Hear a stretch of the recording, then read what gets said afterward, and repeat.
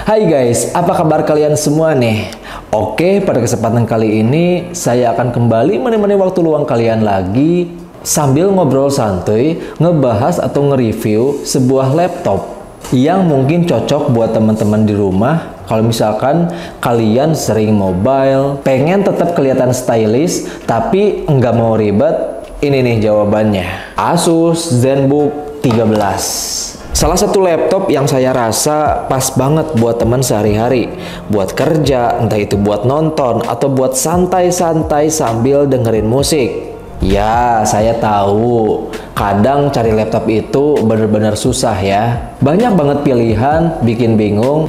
Tapi tenang aja, saya di sini bakalan ngebantu teman-teman buat berkenalan sama laptop ZenBook 13 yang satu ini. Mulai dari desainnya sampai beberapa fitur hidup yang bikin gampang. Nah, oke, sekarang kita bahas di bagian desainnya dulu. ZenBook 13 ini menurut saya pribadi bener-bener cakep guys.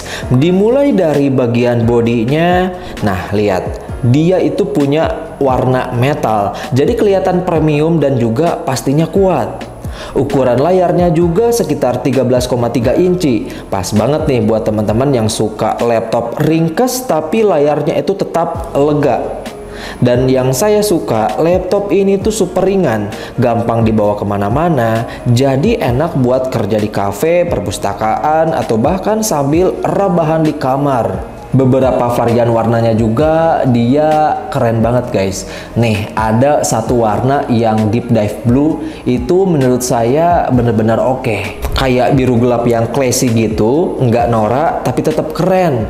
Plus tipis banget, bisa masuk tas kecil tanpa bikin punggung pegel. Nah, sekarang di bagian performanya, di sini saya pakai Core i5, terus bagian RAM-nya itu 8 GB, ditambah SSD-nya itu sekitar 512 GB, dan hasilnya lancar jaya buat multitasking. Dicobain kayak buka beberapa tab, terus di sini saya juga nonton YouTube dengan kualitas 4K, terus saya juga buka Spotify, ngedit tipis-tipis, bikin script, semuanya pokoknya lancar jaya tanpa nge-lag sedikit pun guys. Gak cuman itu, sistem pendinginannya juga cukup efektif, jadi nggak gampang dia panas walaupun dipakai lama. Laptop ini sangat cocok banget buat kerja sehari-hari, buat belajar, mahasiswa, atau buat yang mobile juga dia bisa. Terus di bagian layar, dia oke banget juga.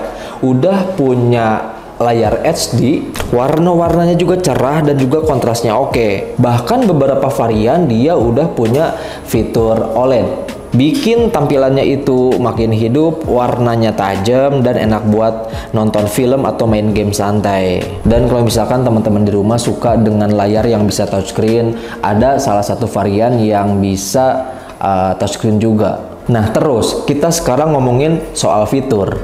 ZenBook ini tuh nggak pelit guys. Dia punya beberapa port. Ada port USB-C yang super cepat, USB-A buat colokan biasa, HDMI juga ada, sama headphone jack. Baterainya itu tahan lama, bisa dipakai sampai seharian full kerja. Sekitar 10-12 jam lah kira-kira. Jadi nggak perlu repot-repot cari colokan ke sana kemari kalau misalkan teman-teman lagi di luar. Nah, di sini tuh dia punya fitur fast charging juga. Jadi kalau misalkan teman-teman kepepet, bisa langsung colok bentar terus cabut lagi. Nah, dia tuh udah nanti full baterainya. Namun selain itu tentu saja ada kelebihan, ada juga kekurangan. Nah, di sini kita masuk ke bagian beberapa kekurangannya ya. Gak semua varian ada touchscreen-nya. Jadi teman-teman harus pilih dengan teliti. Terus dia juga nggak punya port LAN atau RJ45. Jadi kalau misalkan teman-teman masih suka pakai kabel internet, ya otomatis harus beli adapter tambahan. Kalau misalkan kita lihat dari harganya pun agak cukup tinggi buat pelajar, tapi dengan spek seperti ini menurut saya worth it juga sih. Dan kalau misalkan kita ngomongin harga, ZenBook dengan kapasitas Core i5 dan juga SSD-nya itu 256 GB, dia dijual sekitaran 13 juta rupiah guys. Kalau teman-teman mau spek yang lebih jagoan, yang lebih mantap, dia punya juga di i7 dengan RAM 16 GB dan juga SSD 512 GB. Tapi harganya cukup lumayan tinggi, sekitaran 17 juta guys. Tapi menurut saya harganya worth it kok buat laptop yang build quality-nya solid, performanya oke kayak gini, dan desainnya cakep buat daily use.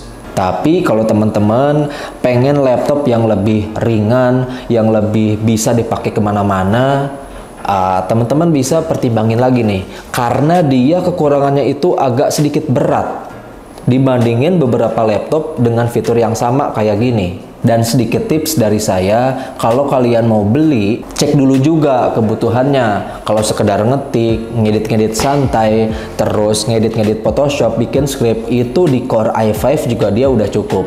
Tapi kalau misalkan teman-teman butuh spek yang lebih tinggi buat ngerjain beberapa kerjaan yang lebih profesional, dia di prosesor i7 aja menurutku. Dan jangan lupa pilih SSD yang lebih tinggi aja, supaya nggak lemot. Dan seperti biasa, kalau misalkan teman-teman mau beli, jangan lupa hubungin Rimas Laptop aja ya, karena di sana itu banyak juga promo-promo nih. Selain itu, kalau misalkan teman-teman di rumah punya laptop yang mau diperbaiki atau diservis, di kita juga ada kok. Kalian bisa bawa laptopnya dari rumah, terus datengin beberapa cabang Rimas Laptop yang ada di se-Jabodetabek. Nanti bagian teknisinya yang bakalan meriksa laptop teman-teman. So, itu dia sedikit pembahasan atau review singkat tentang Asus ZenBook 13. Gimana nih menurut teman-teman semua? Seperti biasa, kalau misalkan kalian suka, boleh banget buat minta like-nya. Dan jangan lupa juga subscribe aja, karena kedepannya bakalan banyak banget review-review menarik yang bakalan saya bahas. So, sekian dari saya. See you next time.